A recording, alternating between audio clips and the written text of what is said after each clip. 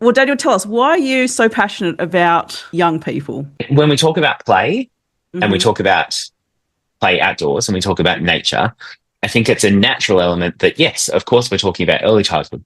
We're talking about children. And it was a natural thing to start a program and develop a program for 6 to 12-year-olds, for primary school aged children. But when we talk about high school environments, when we're talking about high school requirements, when we're talking about local and public spaces in our communities, young people, teenagers, are not thought of as the first point of call. We are not designing for, we're not programming for, we're not creating opportunities for teens. We're passionate about the fact that they need us to be a voice for them as well. We need to hold space for them.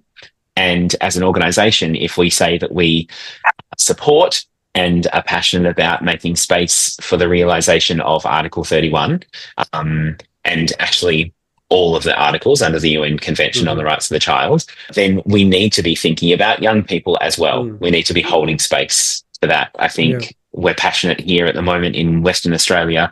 The government has committed to developing a WA play strategy, and that excites us. But we are passionate believers that we need to stand strong and be a representation that becomes a WA play strategy for all children and young people, and not just children in early childhood settings. That is teenagers as well, because teenagers play.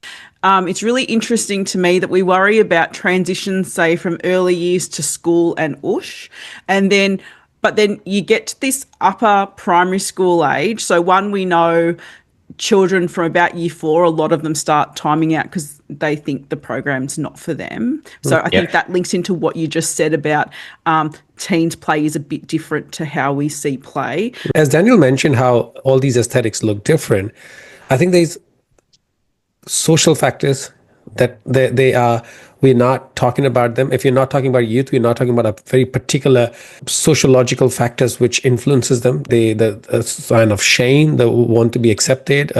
There's a lot of social pressure to say, what are you going to do next? But unfortunately, in my own research, every time I talk about children, there's so much research done on early childhood, then a bit less on school age care, and almost non-existent for young people, and therefore we don't even have a national framework yet for that. So that's kind of tells us that we haven't paid a bit of an attention to it, and at least just by saying it, we provide space for them.